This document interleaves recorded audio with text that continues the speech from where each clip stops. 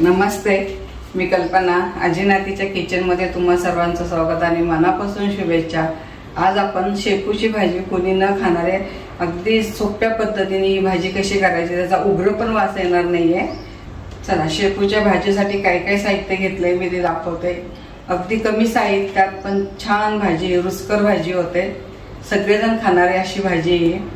हा शेपू आहे, मी निवडून स्वच्छ धुवून पाण्याने घेतलेला आहे. त्यात घालायला हे मीठ आहे. ही मूग डाळ आपण 2 तास भिजवणार आहे, भिजायला टाकणार आहे. त्यात घालायला एक टोमॅटो आहे, 5-6 हिरव्या मिरच्या आहेत आणि एक मोठी कांडी. 2 कांड्या म्हणलं तरी चालेल. ह्याला लसणामुळे ह्याला छान चव लागते, म्हणून हा लसूण मी जास्त घेतलेला आहे. हे मूग डाळ आहे, हे आपण 2 तास भिजायला टाकणार आहे पाण्यामध्ये.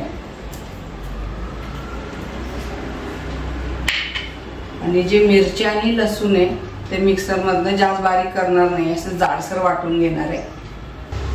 चला, इथं आपली आता भाजी चिरून झाली आहे. शेपूची भाजी कशी करायची ते बघू. आणि आपण जी डाळ 2 तास भिजवली होती ती पण भिजून झाली आहे बघा. 2 तास अशी डाळ भिजवली, छान भिजली आहे डाळ आपली. चला, आता इथं एक मोठा चमचा मी तेल घेतलंय. तेल पण छान गरम झालेलं आहे आपलं. आपण फोडणी घालू याला. ह्याला काही जिरं मोहरी वापरत नाही आहे. फक्त आपण जे लसूण आणि मिरची घेतली होती ती अशी जाडसर वाटून घ्यायची. हे लसूण आणि मिरचीची भाजीला चव असते, भाजी पण उग्र लागत नाही आहे. चला, आता तेल पण तापलं. आपण आता हे तेलामध्ये टाकू लसूण आणि मिरची.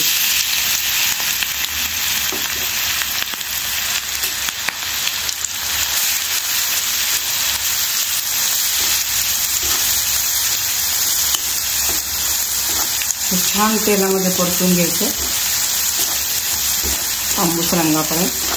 बघा, आता छान असा लसूण आणि मिरची परतून झाली. त्यात आपण हा टोमॅटो घेतलेला टाकणार. टोमॅटोमुळे जे शेपूचा वास होता ना खाताना ते आवडत नाही कोणाला, म्हणून त्यात टोमॅटो वाटायचं. त्याचा शेपूचा उग्र वास जातो टोमॅटोमुळे. मला जास्त परतायचं नाही आहे. आपण जे शेपू चिरून घेतला तो टाकायचं त्याच्यामध्ये.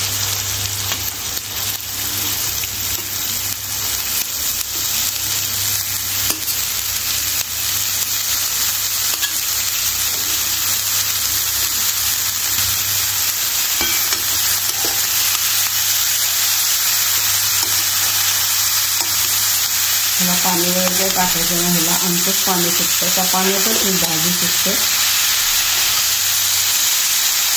छान भाजी परतून घ्यायची.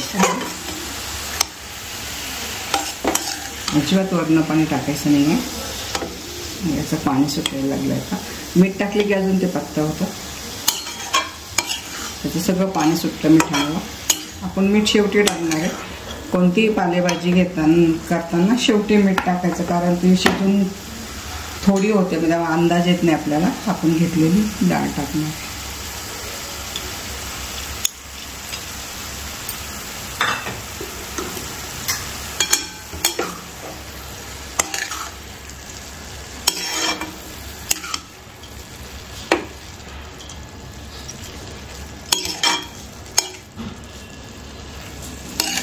छान परतून घ्यायचं.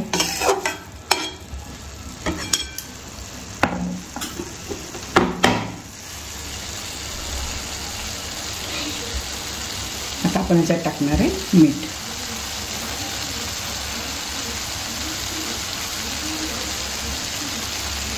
शेपूची भाजी माझ्या नातीला खूप आवडते. तुला रोज दिली तरी ती ही भाजी खाते, इतकी तिला भाजी आवडते. भाज्याला हीच भाजी नव्हते.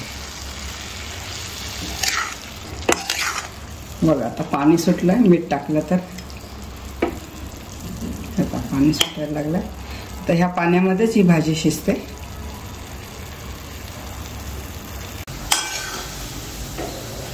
बघा, इथं आपली शेपूची भाजी छान शिजून झालेली आहे. आपण अजिबात पाण्याचा वापर केला आहे. कोणत्याही पालेभाज्या करताना झाकण ठेवायचं नाही, अशाच शिजवायच्या. पालेभाजी करताना कधीही चिरून धुवायची नाही, त्यातलं सगळं जीवनसत्व निघून जातं. ते धुवून घ्यायचं आणि मग भाज्या चिरायच्या, म्हणजे भाज्यांना चव चांगली येते.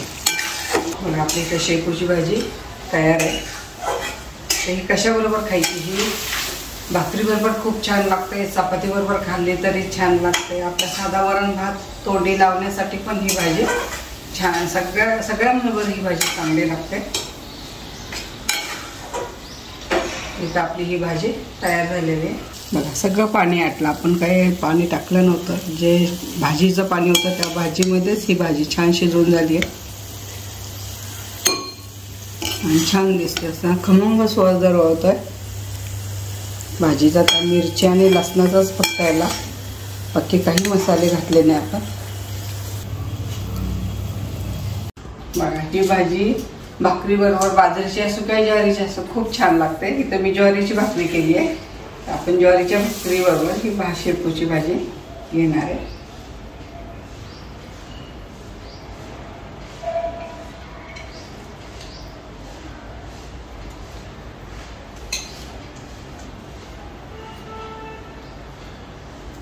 भाजी भरपूर घ्या, म्हणजे छान लागते ही भाजी.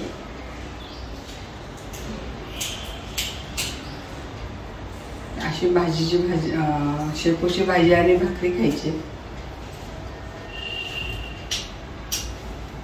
तुम्हाला जर ही रेसिपी आवडली असेल तर लाईक करा, कमेंट करा, सबस्क्राईब करा.